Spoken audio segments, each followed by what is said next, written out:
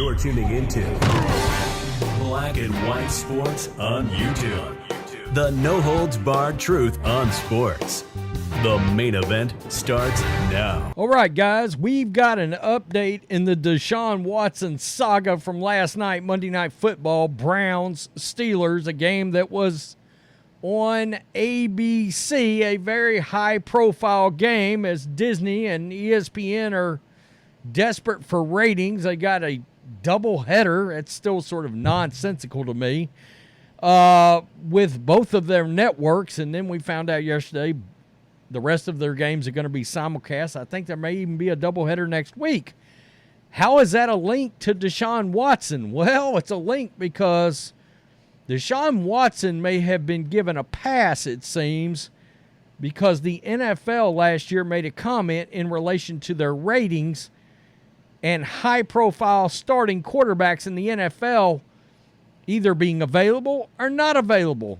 Last night, Deshaun Watson very clearly shoved a ref. Now, whether it's inadvertent or on purpose, really and truly, your butt is supposed to be ejected.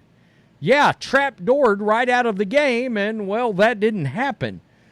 And I don't know what's going on with Deshaun Watson in the NFL, but has he become the most protected species on the planet?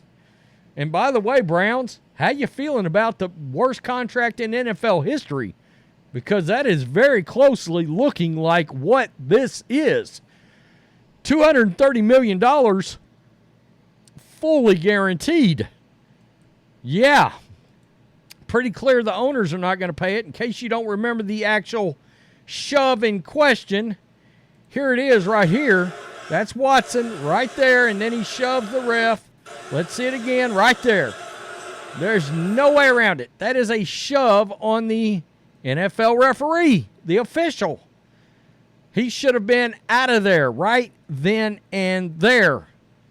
The NFL decided to investigate this, and clearly, once again, kind of like his suspension, they decided to not really do much, right? Let's look at this. This is Florio, and I'll give Florio credit because he called out the NFL here, and he pointed out the link between the ratings and starting quarterbacks being available and actually in games. The NFL has a very strict and clear rule regarding player contact with officials, unless it doesn't. I mean, is the NFL willing to actually uphold any of its rules at this point, or are we just letting players do whatever they want these days?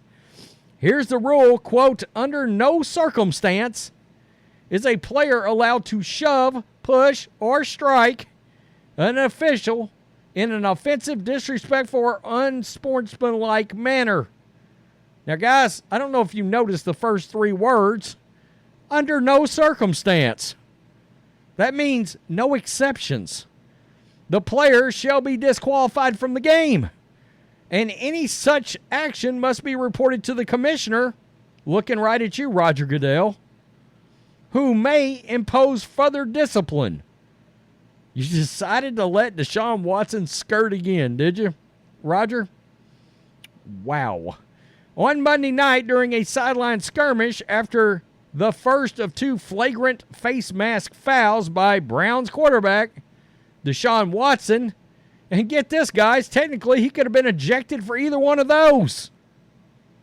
Watson shoved an official away from him. He was not ejected. Quote, in the judgment of the officials, the contact did not rise to the level of a foul.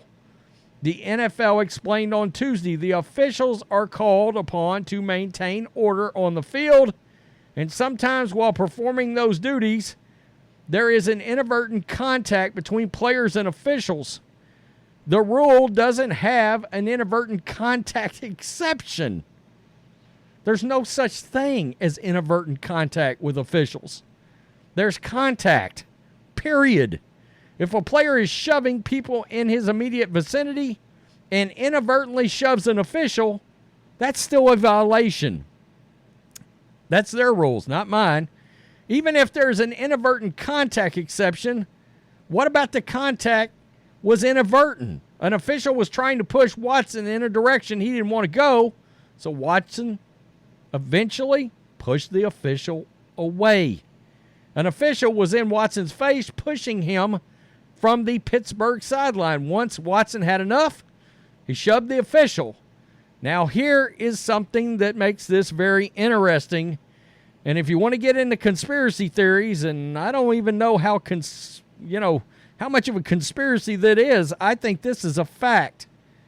The easy explanation is the NFL didn't want to deprive one team of its starting quarterback during a prime-time standalone game. Last year, the NFL expressly cited the link between the availability of starting quarterbacks and high television ratings in explaining the hair trigger for roughing the passer calls. Anybody remember some horrible calls in that Las Vegas Raiders Kansas City Chiefs game? I remember. It's apparently going to take a lot for a starting quarterback to get ejected. Indeed, if anyone else had done what Watson did, other than Steelers quarterback Kenny Pickett, he surely would have been suspended. So the point is, all of a sudden, we've got multiple sets of rules for the kind of player that's on the field. That's not how this is supposed to work. If a linebacker did that, his butt would have hit the shower, and I'm pretty sure we all know that. A second-string running back, boom, hit the shower, and probably get you a nice little suspension, at least for a game. Afterwards, when the NFL got to looking at it and investigated it, but because it's Deshaun Watson, and let's be real, let's flash back to all the massage incidents that seem to get virtually no coverage by the mainstream media. I seem to remember people camping outside of Ben Roethlisberger's house for ESPN at one time. I kid you not. Back in the day when they were covering those incidents. I mean, I understand, there's 25 of those incidents involving Watson.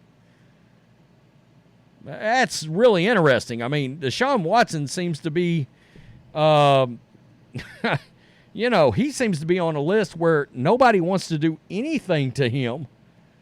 When it comes to punishment, I mean, I'm sorry, but 11 games is a joke.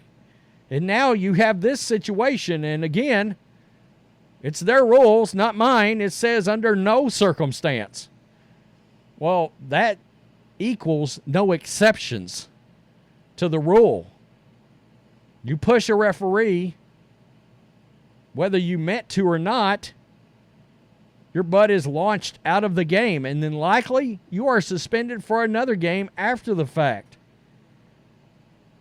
By the way, I don't know if you've noticed Deshaun Watson's performances last year when he came back or this year thus far. $230 million fully guaranteed. All those trade assets out of Cleveland to Houston. It's cruising towards being the worst trade in NFL history that doesn't involve Herschel Walker, and the worst contract in the history of the NFL. And Roger Goodell, he should put on some clown makeup and clown hair when it comes to Deshaun Watson. Peace, I'm out. Till next time. Thanks for watching the show. Be sure to like, comment, and subscribe. Be sure to tune in next time on Black and White Sports.